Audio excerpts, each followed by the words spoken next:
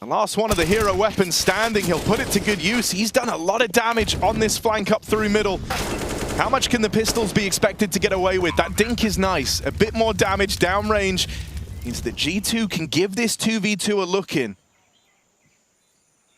They've not got a kit though, that's the big problem. And once Device clears out this flank, he can try and cover the cross onto Borup. He has his back turned, Borup must swing, and he shuts it down, thank goodness, with a double spray. That was so awkward. Device is back, completely open, and he did not seem aware.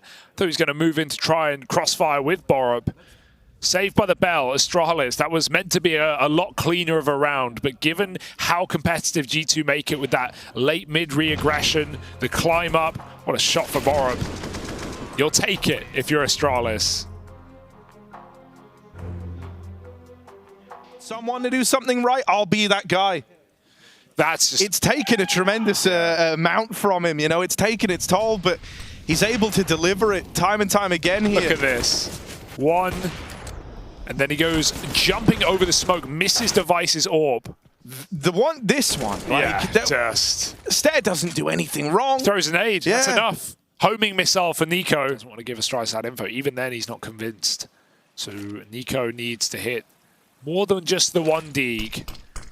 Just crazy. We're in another spot where it's like Nico has to win this round. Essentially, he's got to get out with a multi-kill here. One kill from him. Deagle up close. Oh, he's deadly with it. Another from Nico, and Hoopsie lines them up.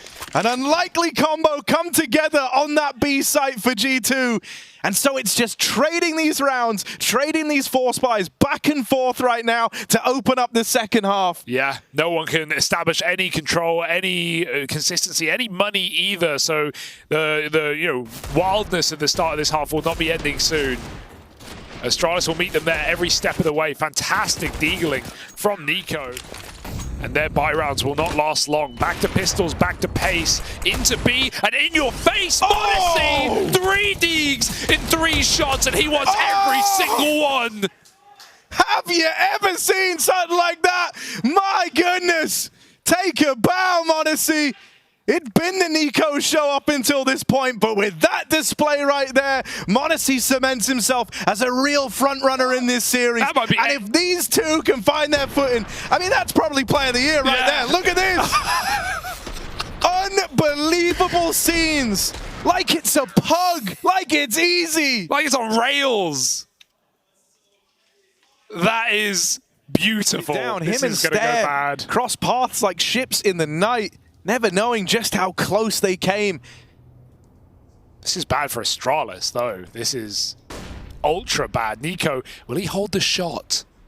Oh my goodness. Trying to get as much as he can out of it. Uses the trigger discipline to execute too. And with that, the round unravels for Astralis. Nico's like a ghost, a ghostly apparition, a demon in the back of the lobby that they were not ready for, and he's even going to hound down another. Beautifully played from Nico. Great round. He'll never realize why they were so unprepared for him outside, why no one was ready for that. But he plays it beautifully with the situation he gets himself into. And this was what started it all, this ring around the red box. He doesn't go for too many as well. Just 2 kills is perfect. And I love it when you're making that play, he's telling his teammates, get ready. Knows about the backside player. There's still one man unaccounted for, and that's making Device uneasy. He's going to try and fight the battle he knows about, and he deals with Hooksy. He's ready for that re-peek out of the heavens, and when he isn't given it, he gets suspicious. Why have I not been traded yet? So he'll go hunting, and he finds JKS in the back of the lobby.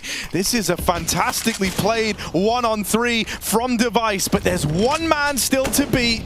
Modesty gave him the wave earlier on. Look at this. Device reply with a smile. And now it's got to be Device's time in the limelight. Bomb retrieved. Plant found. Modesty out through the door, and Device executes him. Clinically done, and he returns the favor. Beautiful scenes. Device shows how he finds this level of consistency, the experience, it all shines through. And after an instant, he just commits, staring into the white as he sprays away. Dodges that next one. A nice attempt from Stare. Borup on top of the hut with a smoke in his face. Doesn't matter to him. He hits 3 heads, and Hunter has to reset and try and squeeze something out of this round. It's a good escape from Hunter. To commit into certain death on that A site was not the move. This at least gives him options. And there are a lot of options open right now. They're going to hear him. They know the game's afoot. They know what's happening here. But now you've got to deal with it. Device and Buzz, the 2 left up against Hunter.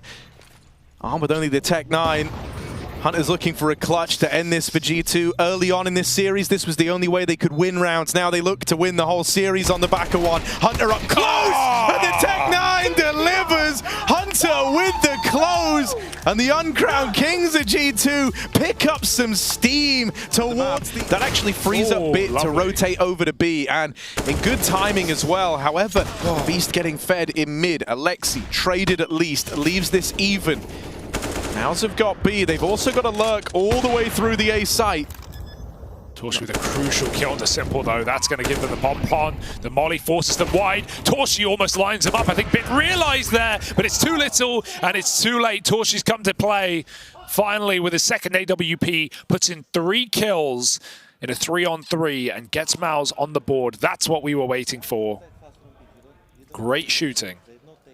Yeah, I think it's going to be... I think it's good for MOUZ that he has a round like that right now while it's still early on in the map, right? Especially after the first outing with the AWP kind of got hard cancelled, right? In a peak that felt so unwinnable and so simple-esque. And you don't want this guy in his head. He kind of knows, you know, there's almost a bit of a target on his back for folks wanting to keep an eye on his... Do some camping. Yeah, still, he's got great knowledge of how he should be approaching this, right? Just knowing that being live is all that really matters. JL rains death down through the smokes. What smoke? That's madness. He makes it look so controlled. Like, that was easy. Like, that was ever obvious, but single-handedly, he's torn this round away. MOUZ never even have the time to feel like they get set up there. You get into a site, you get a bomb planted, but then you get mauled, and... I'd love to know what he saw, because JL starts, you know, getting B entries or something. That's a little awkward. Yeah, free gun. And finally, Torshi takes a peek into an enemy for a change. He gets that kill at Monster. Frozen finds a second. And MOUZ, this wouldn't be the first time they've won a round with 2 guns. That's it. And it's looking like enough. Are you really going to drop in? Oh, you cheeky boy. No way he commits. Frozen doesn't shoot because he wants Alexi to drop. He's like, oh yeah, I'm not here. You can come down this ladder. It's safe. It's not safe. And IEM in a 1-on-4. First job, find Frozen. And well, next job, go next round. Over on the B stream, looking like Heroic are dragging it to 3. My oh my. Double overtime and it's done. Heroic versus the Mongols will rage on. And we have the chance. A lot to do. You can see Tessus keeping an off angle towards that short area. If there is a swing there, he could catch somebody off guard. That's the bomb spotted immediately by Cadian now, who focuses on the balcony. Tessus holding down 2 jobs, has bought time for his team to rotate. Shush is on the way. And he will need to get there quickly because Cadian and Tessus have been deleted by Blitz. Oh my days. Blitz is coming into this one quickly. 6-0 as they... It's going to be Blitz straight up mid. That's an immediate headshot. What is the response from Heroic? Oh, shush. Oh no. They're out. Be in some trouble. What? Okay then, there's still a 3rd man to contest with. He'll deliver on the ramp. Where's the man lost in the smoke? What's happening? 9-10 gets there eventually with 2. And Blitz is in a 1 versus 2 with a time being. Mongols trying to figure out what's happening here. 25 seconds to get this bomb planted. Blitz showing presence. MCino cleaning up in the meantime. Going for that transfer. But Stan will have the time to plant that bomb. Down to a 2-on-2. No angles for Mongols to stop him. Techno pretty far behind. He's the one with the kit. They've got to make sure he makes it to the bomb site. Cadian on long. Focused. While Stan remains alone on the bomb site. He's got to consider toilets and CT from B at the same time. Azteca swinging from back. He's been spotted, and here comes the creep from Tekno, but where is Cadian? Who's the sacrifice? Trying to swing around the corner, but Cadian will deliver. 5-1, and he's feeling himself. Yeah, Tekno. Wow. Cadian's loving it. Yes. He is really going for it. How dare you, Cadian says. How dare you? Giving it all the salt hit. That could be relevant. Certainly. Never Tekno mind. dancing. Blitz is at the back of Long after planting the bomb on B. The spatial awareness from Mongols is really, really interesting. How they support each other, how they bait each other. Their rotations, even a scenario like this, it's very interesting. And they are vocal, and there are no kills for Heroic, which means with a full buy already, yes, there are some jiggle peeking angles, and Cadian's the one that's there. You're going to be in a lot of trouble. Oh, the bomb. The bomb just got put on the ground by Tesses. He's got full control of the bomb on the CT side, and that has really put a problem in the Mongols' plans. They've got to work so hard to get that back. Oh, Yabi's run straight through Monster as well. He knows they can't afford to have lurkers when they've lost the objective immediately. Tesses with 2, Thorn in the side once again. And it looks like the end of the line for Mongols. They don't have the time to solve this problem. Tekno jiggling on the corners. And 9-10 now will be the last one to fall.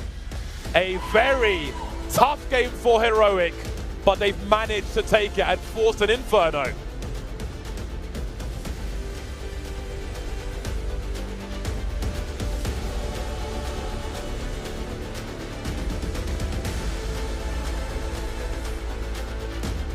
Back within one half at an 8-7 scoreline at halftime. It will be true here as well. 2 flashes and double that in Galil's for Mongols. Another AWP setup for Heroic. This down Jiggles. Gets out of there unscathed. And again, into the waiting arms of Cadian. And he's delivered practically every time.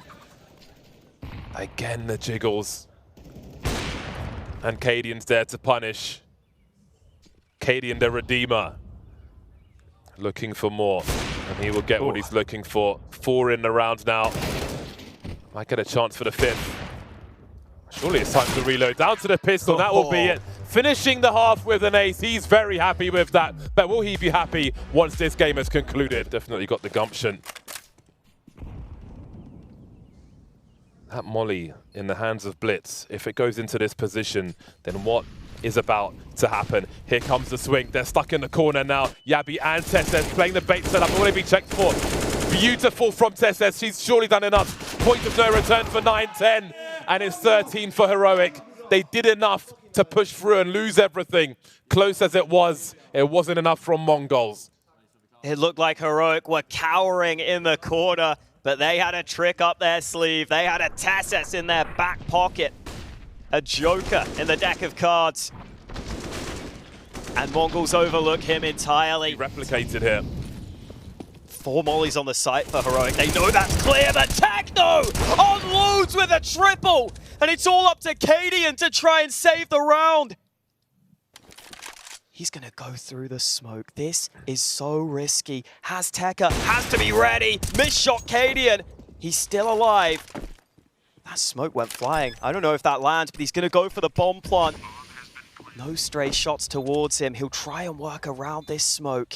Cadian wants to isolate the fights. He's hit the first.